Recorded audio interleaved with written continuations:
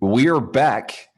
Little technical difficulties handled. Clay, you were just talking about leverage and be able to purchase properties with using leverage, using the bank's money as well. How does that work with and you can do that with a SEP, I assume?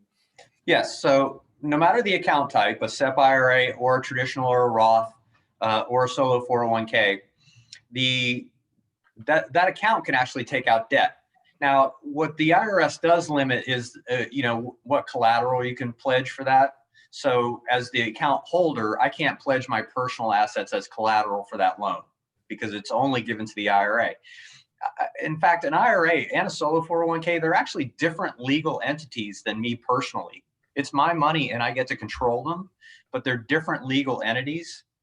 And that's one of the reasons why earlier we were talking about, when I go out to raise money for a deal, if I'm talking to a potential investor or partner, I'm actually talking to two pools of money. I'm talking to their personal money. Do you have that? Do you feel like you're comfortable with that in the deal? And hey, do you have an IRA or an old 401k that you feel like you might want to put in that deal as well?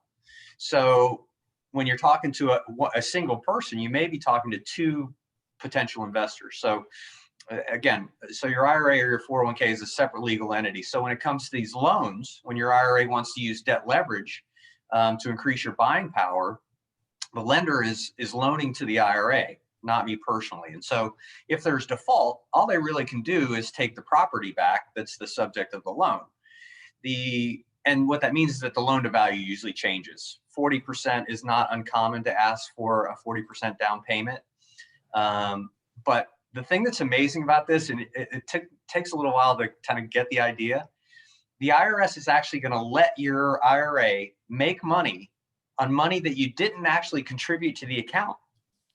Right. So if I have 60% debt leverage, theoretically, I'm making 60% more money than I would on just the 40% that I had contributed. It's remarkable. Now there are there's details in all these things. So please do some research, give me a call, send me an email. I'm happy to run through all of this stuff. The information is easy to digest once you have a second, but the fact that your IRA can make money on money that you didn't have to contribute to the account, I love that.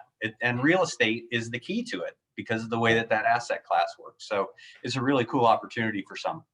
It actually allows you to have more money in the game without having to have your own money in the game. Whereas if you did this with the normal stock market tools that they give you, you're stuck with 1-to-1 leverage. And in some cases, maybe you can use a little bit of, what's it called?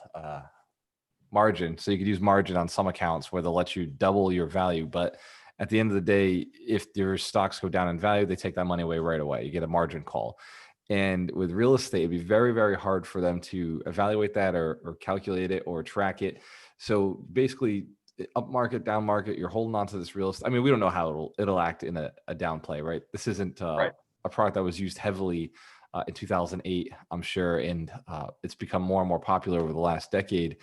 So Clay, I've got another call to jump on, and I want to make sure that we get the best out of this conversation. What is the easiest way for somebody to contact you if they have more detailed and specific questions about their particular situation? Yes.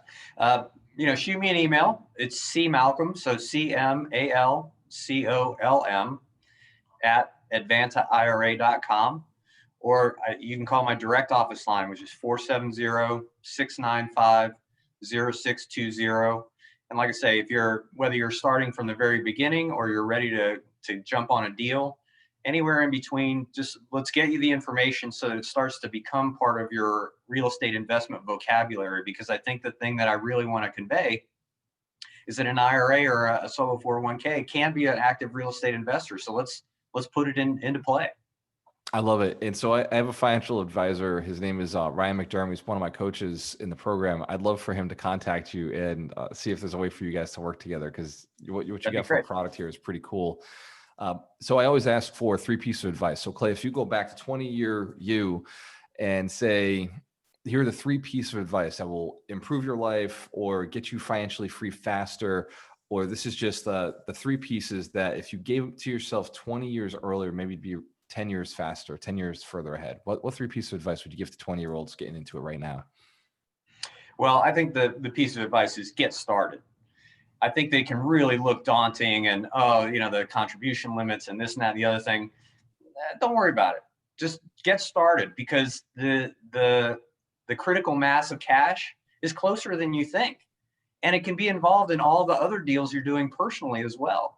So don't let the little hoop or the fact that it's in an account stop you from starting. Because, a Roth IRA that you start in your 20s, 30s, 40s can be producing tax-free income for you forever and for your heirs. I mean, it's remarkable. So it's a tax tool that they offer us. Let's use it. So get started. Nice. Get started. So you got two more, bro. Two more. Okay. Once you get started, what do you do?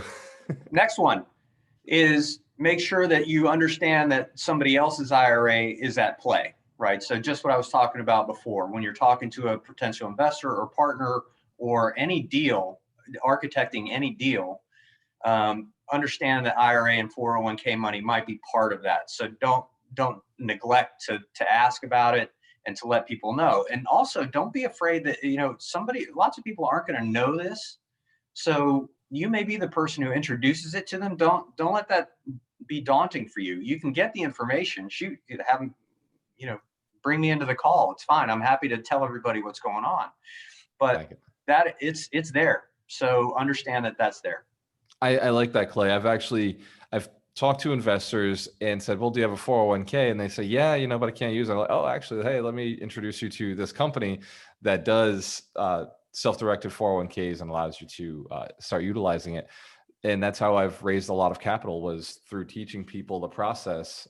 And now you give us one more tool, one more access to do it. So I like that. Yeah. Clay, so third piece of advice, if you were to give it to somebody in their 20s looking to buy real estate or raise capital.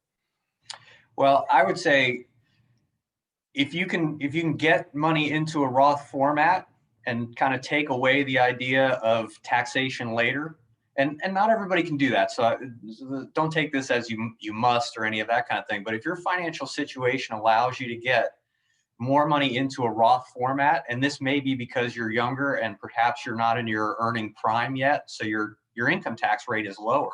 So the tax rate that you're in now is the only tax rate that'll ever apply to that money. So whether it's because you're younger, or in some cases it's people just having in a particular place where their income tax rate level is lower, take advantage of that, because those times probably won't be occurring throughout your entire lifetime. So when you have that ability to get money and pay tax at a very low income tax rate or a low tax rate period, take advantage of it. It's such a powerful tool.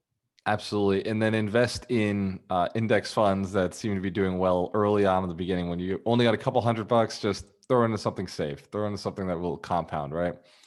Well, right. I mean, so the strategy for somebody starting is a little bit different than somebody who has kind of a critical mass of cash. Right. So exactly right. When you get started, if it's, you might be saving $25 a week. Well, that needs to be treated a little bit differently than, $25,000 or $250,000. You mean my $25 a week's not going to buy me that piece of real estate, huh? Not right away. Not right away, but 2 or 3 years of that, and absolutely. Yeah. Awesome. Clay, Malcom, thank you so much, brother. One more time, your email address, somebody wants to reach out to you. You got it. It's cmalcolm, CMALCOLM @advantaira.com. Happy to talk to you. Thank you so much, Clay. I want to thank you for jumping on, giving us some of your knowledge. This is the Alchemist Nation podcast. You can find out more about us by going to gualteramarillo.com. And if you want to join one of our free Saturdays, that's what Clay was talking about earlier. We do the 52 weeks to wealth. We teach you one wealth principle per week to help you move you forward. And that website link is gualteramarillo.com/live, because you only get one life and you might as well live it to your best. Clay, Malcom, again, thank you so much for your time on the podcast today. We appreciate you. I will see you Saturday. Cheers to your success. When you have a choice, always work with the best.